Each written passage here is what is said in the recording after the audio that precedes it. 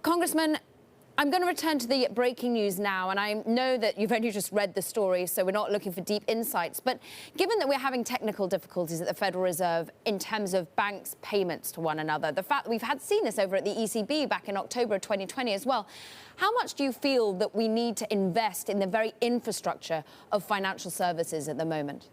Well, I think we need to have redundancy and additional redundancy. I think we need to have a larger, more fulsome discussion about a digital dollar, because I think that would alleviate some of the blockage here of the Fed being a central clearer and a number of payments across our economy, across the globe. A digital dollar, who would be the clearer then?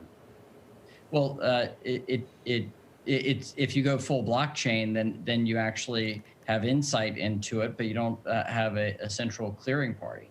And that is one of the advantages. If you go to a distributed ledger system, there's redundancy built into that system innately.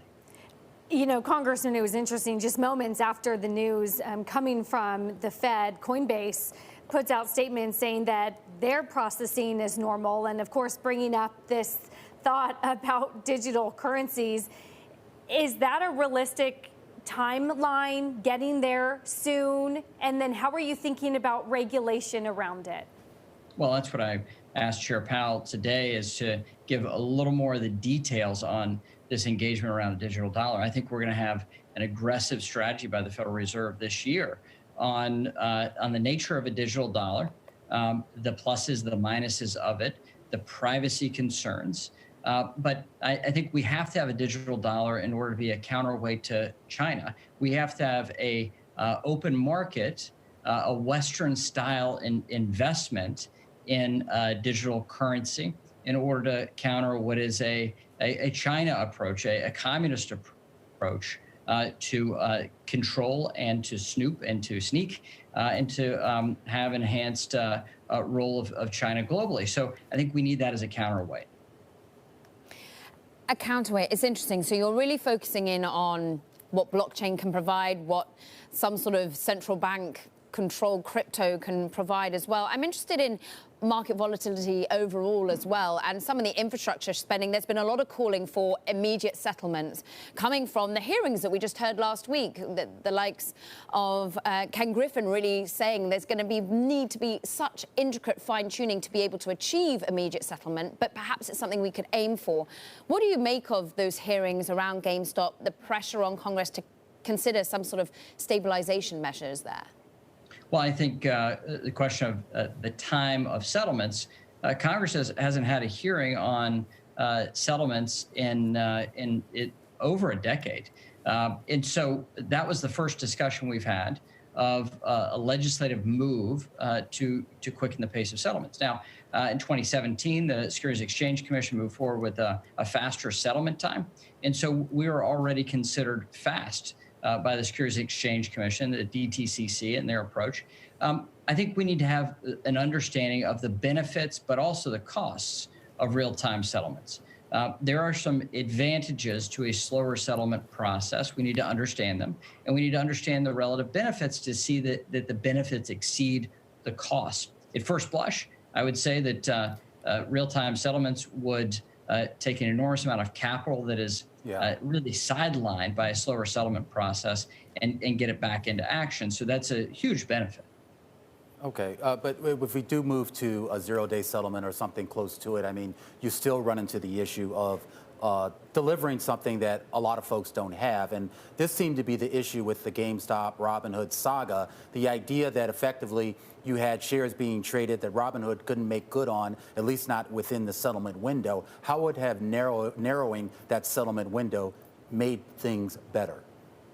No, the issue with Robinhood was a question of the value at risk according to DTCC, the central clearing firm that most of the market uses.